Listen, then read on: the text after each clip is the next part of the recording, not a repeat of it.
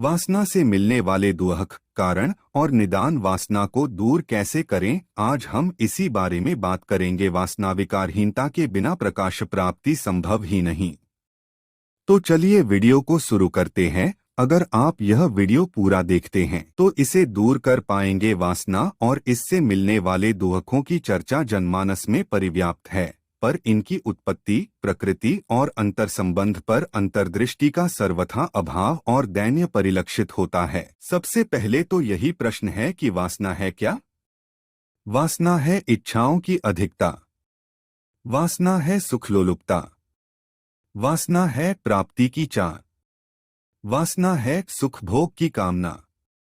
वासना है इंद्रियों की गुलामी, इंद्रियों की सत्ता। वासना है और की चाह।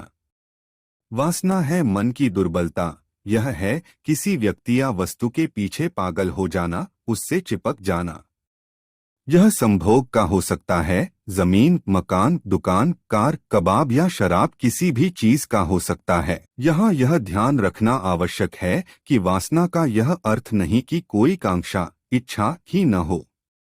निर्भ्रांत सत्य यह है कि जब तक शरीर है, मानुषी तन है, इच्छाएं रहेंगी।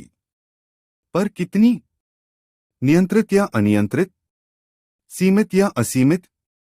परिमित या अपरिमित? अदमनीय देखा जाता है कि वासना असीमित, अनियंत्रित और अदमनीय हो जाती है। वासना से चित्त उखड़ा उखड़ा रहता है, अशांत रहता है। अशांत होते ही वासना को विस्तार मिलता है, जिसके चक्रव्यूह फंसकर व्यक्ति अनेक पाप करता है। इसलिए कहा जाता है कि जब किसी वस्तु की वासना जगे, यह देखना चाहिए कि यह अच्छी लग रही है, इसलिए चाहिए या इसकी सच में आवश्यकता है। इसकी उपादेयता क्या है और उपयोगिता कितनी है? केवल चाह के लिए चाह दुर्वह इच्छा है, वासना है, दुर्वासना है। ध्यान से देखें तो वासना का खेल बड़ा विचित्र है। यह किसी वस्तु के लिए उत्कट चाह या उत्तेजना हो सकती है, या किसी व्यक्ति के लिए, या यहाँ तक कि महत्ता के लिए भी।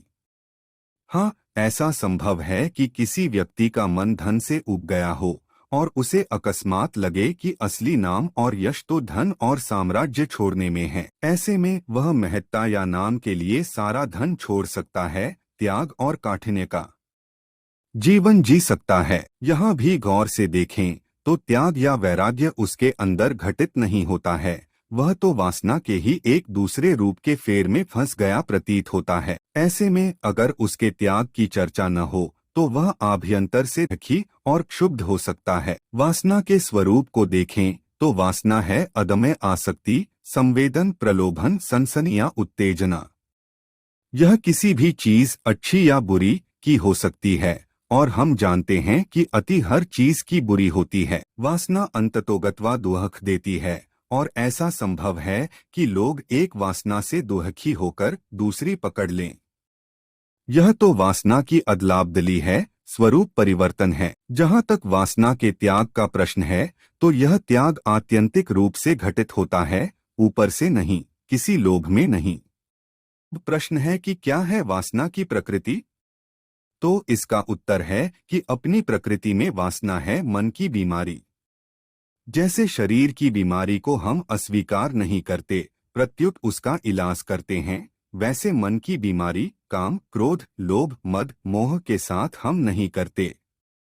मनोवैज्ञानिक कहते हैं कि इसकी सत्ता को जानते हुए भी, इस बीमारी का पता होते हुए भी व्यक्ति इसे अस्वीकार करता है। यहाँ तक कि अगर कोई दूसरा इंगित कर दे, डायग्नोज कर दे, तो उससे भी झगड़ पड़ता है। दरअसल इसकी स्वीकृति से व्यक्ति को हीनता बोध होता है, उसे अपनी लघुता, क्षुद्रता दिख जाती है कि उसके अंदर यह वासना है या कमी है, अतः वह अपने पूरे सामर्थ्य से उस अस्वीकार करने लगता है। दूसरों के सामने कैसे माने कि उसके अंदर लोभ है, काम है या क्रोध है? अब प्रश्न उठता है कि कैसे काम करता है वासना का जाल।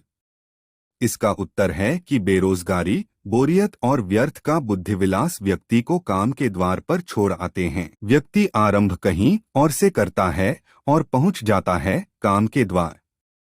इस प्रक्रिया की समझ और आत्मानुशासन से इसे रोक सकना या सीमित करना ही साधना है। यही आत्मानुशासन या स्वयं को काबू रखना ही वासनाजन्य दोहक से बचने की चाबी है। वासना का जाल है यह मिथ्याबोध की मैं और मेरा सुख दुख बहुत गहराई में संबद्ध हैं या एक ही हैं। इसके विपरीत विवेक है यह अवबोध की मैं और मेरे सुख दुख पृथक पृथक है। साधक को समा के अभ्यास द्वारा विज्ञानमय कोश बुद्धि की सहायता से एक एक करके वासनाओं का नाश करना चाहिए। जैसे ही वे मनसरोवर की सतह पर सिर उठाने की कोशिश करें, उन्हें कुचल देना चाहिए, उसे पनपने नहीं देना चाहिए। यह वासना त्याग है। स्तंभय जिह्वा कीलय बुद्धिम विनाशय ह्रीलरी स्वाहा। वहीं अगर कोई बड़ी बाधा हो जिसमें जीवन मरण का प्रश्न है तो कम से कम 1,00,000 बार इस मंत्र का जप करें। ऐसे व्यक्ति को हमेशा सफलता प्राप्त होती है। हर वाद विवाद में उसकी विजय होती है। अगर वीडियो पसंद आए तो वीडियो को लाइक और चैनल को सब्सक्राइब कीजिए।